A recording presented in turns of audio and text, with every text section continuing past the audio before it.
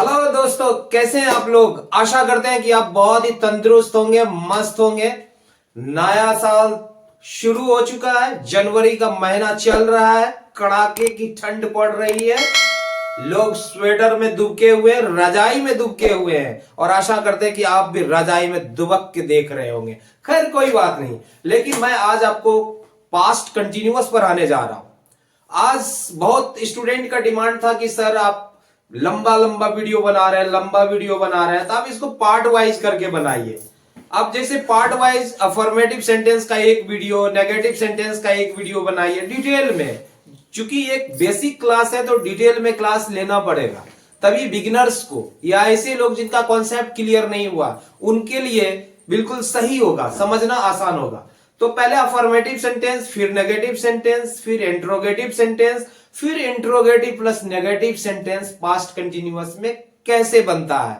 तो मैं इसको अभी अभी जो पढ़ाने जा रहा हूं ये अफर्मेटिव सेंटेंस क्या है, अफर्मेटिव सेंटेंस क्या है प्लस पास्ट कंटिन्यूअस क्या चीज होते हैं, इसे मैं समझाने जा रहा हूं। आइए चलते हैं।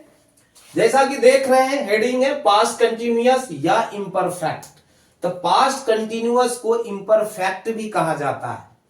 हम इसे हिंदी में कैसे रिकॉग्नाइज करेंगे, तो पहले ये मैंने दिया है कि जिस हिंदी वाक्य के अंत में रहा था, रहे थे, रही थी आदि रहे, ऐसे सेंटेंस से पास्ट कंटिन्यूअस के अंतर्गत आता है। जी हां दोस्तों, जिस किसी वाक्य के अंत में रहा था, रही थी, रहे थे आदि रहे, ऐसे सेंटेंस पास्ट कंटिन्यूअस टेंस के अंतर्गत आता है। इसका स्ट्रक्चर क्या होता है, बहुत ही आसान है, बहुत ही आसानी से आप समझ सकते हैं।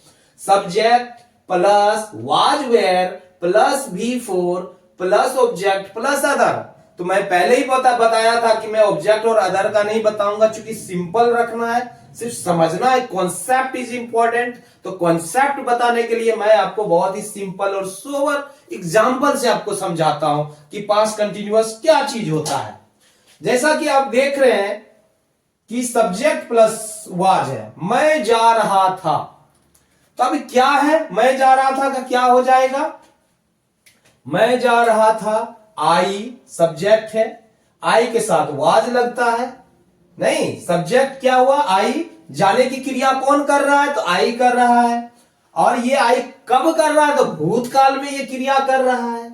तो इसके साथ क्या है, कंटिन्यूअस है, तो V4 का प्रयोग होगा। I was going, I was going, तो बन गया, आसान सा है। तो मैं आपको बताना चाहता हूं कि आखिर ये क्रिया से क्या बोध हो रहा है। इस क्रिया, ये जो क्रिया है, ये बोध हो रहा है कि अतीत में ये जाने की क्रिया हो रही थी। जिस तरीके से मैं बोलता हूं कि मैं जा रहा हूं, अगर मैं जा रहा हूं बता रहा हूं तो ये पता चलता है कभी मैं जा रहा हूं, एक्टिव हूं, जाने की क्रिया मैं कर रहा हूं, पूर्ण नहीं हुआ, इसीलिए तो इम्परफेक्ट बोलते हैं इसे।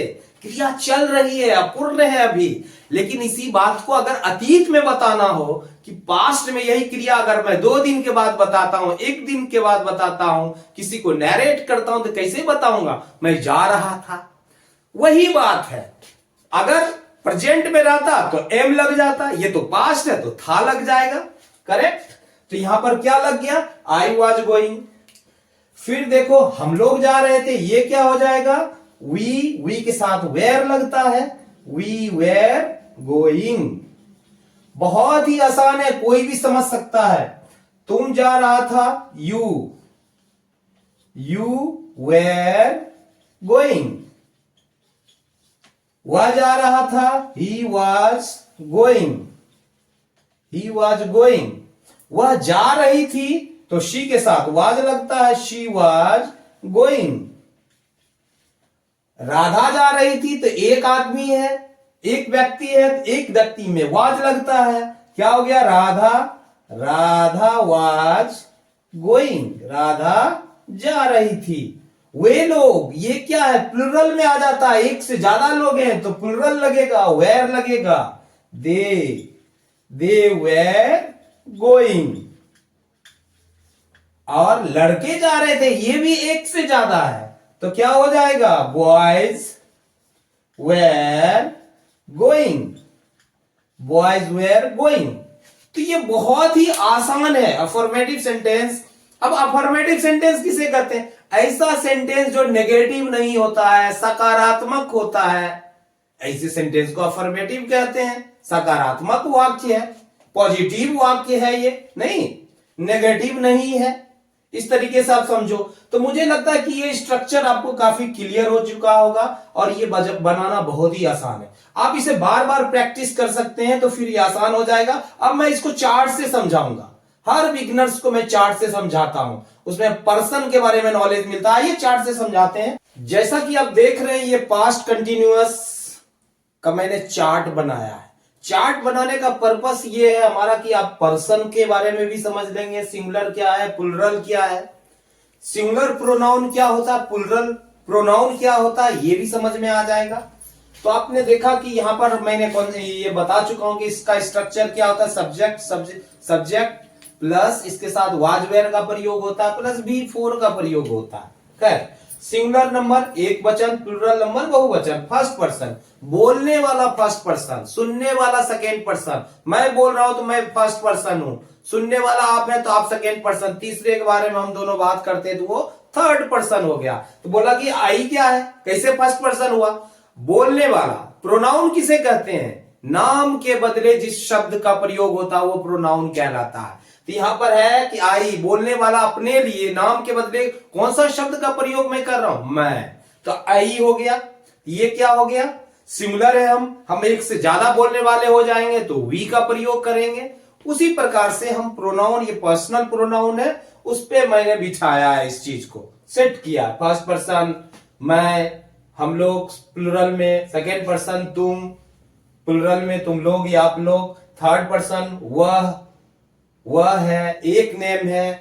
थर्ड पर्सन में एक से ज्यादा नेम भी आते हैं लेकिन प्लुरल में आते हैं। तो इसका कैसे बनेगा? सेम फार्मूला है, हम उस फार्मूला को ही फॉलो करेंगे। मैं खा रहा था, क्या हो जाएगा? I was eating. I was eating. Plural में क्या हो जाएगा? We were eating.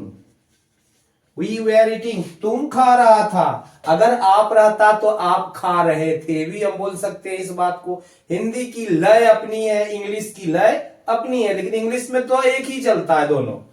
तुम खा रहा था, you were eating. You were eating. आप लोग खा रहे थे, यहां क्या हो जाएगा? You were eating. आप लोग खा रहे थे। वह खा रहा था, क्या होगा? He was. ही के साथ क्या लगता है? He was eating. वह खा रही थी, ये क्या है? फीमेल है तो शी हो जाएगा। She was eating. राधा खा रही थी, राधा वाज ईटिंग। राधा खा रही थी। Radha was eating. राधा खा रही थी। वे लोग खा रहे थे, they were eating. They were eating. वे लोग खा रहे थे, लड़के खा रहे थे, बॉयज वेर ईटिंग। लड़के खा रहे थे। बिल्कुल सिंपल सा है, बिल्कुल सोबर सा है, आप आसानी से समझ सकते हो। मैं एक बात बताऊंगा कि इसमें किसके साथ वाज और किसके साथ वेयर। आई के साथ वाज लगता है और ही शी एक नाम के साथ वाज लगता है। ईट रहता, आई टी ईट, तो इट वाज ही होता। और सब के साथ वेयर का प्रयोग हो रहा है। वी के साथ वेयर का प्रयोग हो रहा है। यू सिंगुलर में भी है और प्लुरल में भी, दोनों के साथ वेयर का ही प्रयोग, चाहे सिंगुलर हो या प्लुरल, उसमें वेयर का ही प्रयोग होता है। वैसे वाज को सिंगुलर वर्ब कहा जाता है, वेयर को प्लुरल वर्ब कहा जाता है, लेकिन उसका जहां प्रयोग हो रहा है हमें वही फॉलो करना है। इंग्लिश में जैसा फॉलो किया जा रहा है हमें फॉलो करना है। तो दे के साथ वेयर का प्रयोग होता है और एक से ज्यादा लड़के हैं तो वेयर का प्रयोग हो गया। तो इस बात को आप आसानी से समझ सकते हैं। अगर आपको भी लर्न करना है, अगर वास्तव में लर्न करना है, तो आप कोई भी एक एक्शन वर्ड ले लो, आप उस पर प्रैक्टिस करो बना बना के।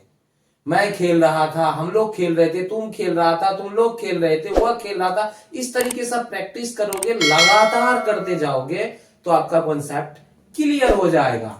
अब मैं इसके बाद आपको पास्ट कंटिन्यूअस में नेगेटिव सेंटेंस कैसे फॉर्म होता है मैं आपको अगले वीडियो में बनाऊंगा, अगले वीडियो में आपको बताऊंगा। तो चलते हैं, अगले वीडियो आप जरूर देखें कि पास्ट इंडेफिनिट का, पास्ट कंटिन्यूअस का नेगेटिव सेंटेंस कैसे फॉर्म होता है। धन्यवाद।